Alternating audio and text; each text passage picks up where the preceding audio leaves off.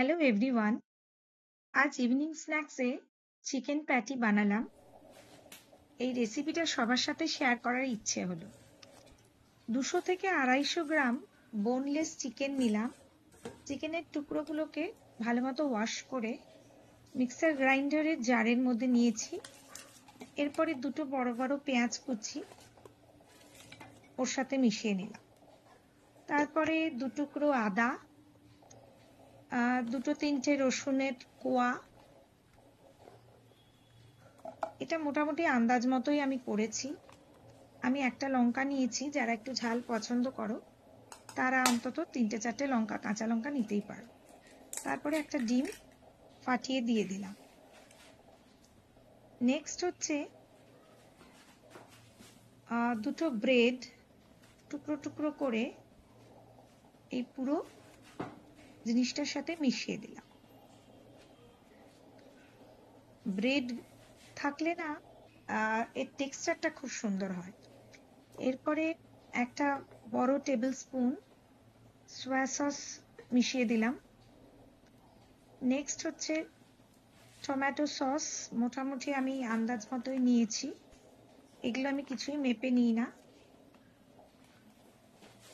এরপরে আমি নিলাম হচ্ছে hot and sweet tomato sauce. যারা একটু ঝাল পছন্দ করো এর সঙ্গে চিলি সস মিশিয়ে দেবে। নেক্সট হচ্ছে পেপার, গোলমরিচ গুঁড়ো ছড়িয়ে দিলাম। তারপরে আন্দাজ মতো নুন দিলাম।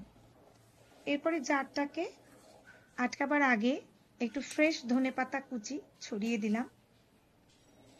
নিয়ে আমি জারের মুখটা বন্ধ করলাম।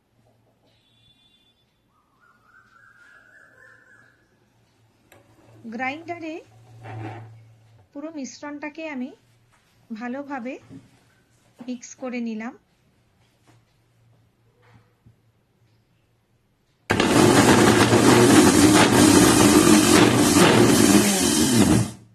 এরপর আমি ব্যাটারটা কিরকম হলো দেখেছো, বেশ ঠিক হয়েছে। এবার আমি পুরো ব্যাটারটাই একটা কন্টেনার বাটির মধ্যে, বোলের মধ্যে ঢেলে নিলাম। দেখতে পাচ্ছ কিরকম ঘন হয়েছে। এরপর এর সঙ্গে আমি একটা বড় টেবিল স্পুন কর্নফ্লাওয়ার বা কর্নস্টার্চ আর 2 চামচ ময়দা ছড়িয়ে নিলাম। আচ্ছা, আমি বাই দ্য ওয়ে আমি না এর সঙ্গে একটু লেবুর রস মিশিয়েছিলাম, ওটা আমি আর দেখাতে ভুলে গেছি। এরপর একটা স্পুন দিয়ে জিনিসটাকে ভালো করে মেখে নিলাম। এটা বেশ একটু ঘন থকথকেই হবে, এতে কোনো অসুবিধা হবে না। ইচ্ছে করলে এটাকে চপের আকারে ব্রেড ক্রাম দিয়ে ডিম এবং ব্রেড ক্রামের তৈরি করা যায়। আমি সেসব না করে একদম ডাইরেক্ট হাতের মধ্যে একটু তেল লাগিয়ে প্যাটির আকারে গড়ে নিলাম।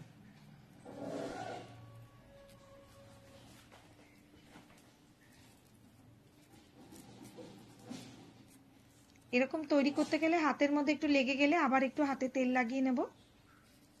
হাতটা মুছে নিয়ে তেল লাগিয়ে এরকম গোল গোল প্যাটির আকারে তৈরি করে নেব। একেবারে পারফেক্ট দেখতে না হলেও অসুবিধা নেই, এগুলো খেতে কিন্তু বেশ ভালো হয়। সরি। এরপর আমি কড়াইতে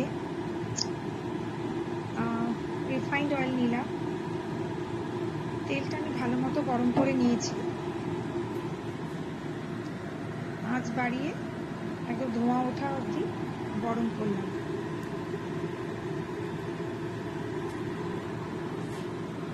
তারপর আঁচটা একটু কমিয়ে নিলাম। তেল ভালো গরম হয়ে গেছে। এবার এক একটা করে প্যাটি তেলে ছাড়লাম।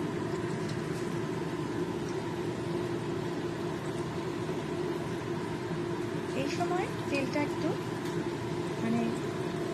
সিমে রাখতে হবে, যাতে প্যাটিগুলো পুড়ে না যায়। আঁচটা সিমে রাখতে হবে। যে কটা প্যাটি যাবে সেই অনুযায়ী আমি তেলের মধ্যে দিয়ে দিলাম। দিয়ে আঁচটাকে আমি মিডিয়াম ফ্লেমে রাখি।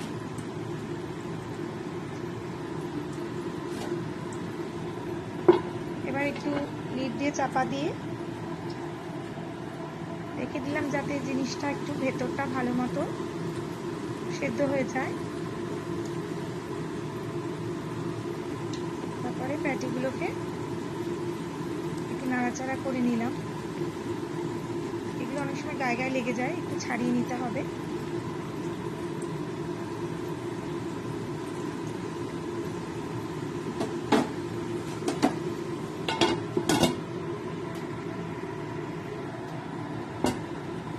আবার চেক করলাম যে এবার ঠিক মতো নিচটা ভেজেছে কিনা। এবার একটু উল্টে পাল্টে নিলাম, নিয়ে দেখছি যে ভালো মতোই লাল মতো হয়ে গেছে। এই সময় কিন্তু আঁচটা বেশ কমানো ছিল।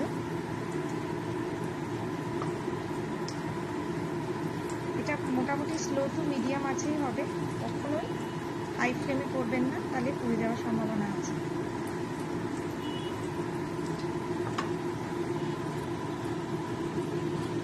আবার আমি এটাকে চাপা দিয়ে দিলাম। চাপা দিয়ে 5-6 মিনিট মতো দেখলাম। চেক করে দেখতে হবে যে লাল হয়ে গেছে কিনা। চেক করে দেখলাম যে না, নিচটা এখনো বাকি আছে। আবার একটু চাপা দিয়ে দিলাম।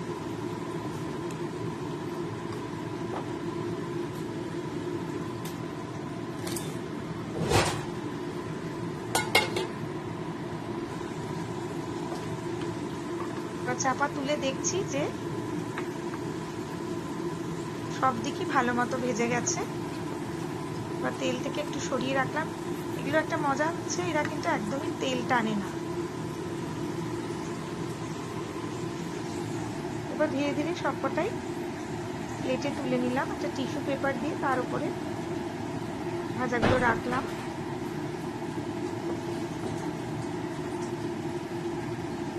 এগুলো একদমই রেডি হয়ে গেছে। বেশ ওপরটা ক্রাঞ্চি হয়, ভেতরটা একটু সফট হয়। নিয়ে বাকি প্যাটিগুলো ছেড়ে দিলাম।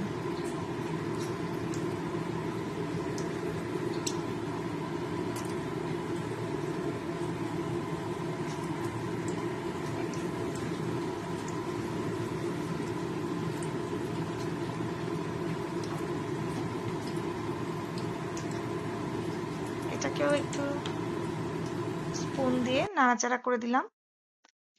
আমার চিকেন প্যাটি একদম রেডি। এটা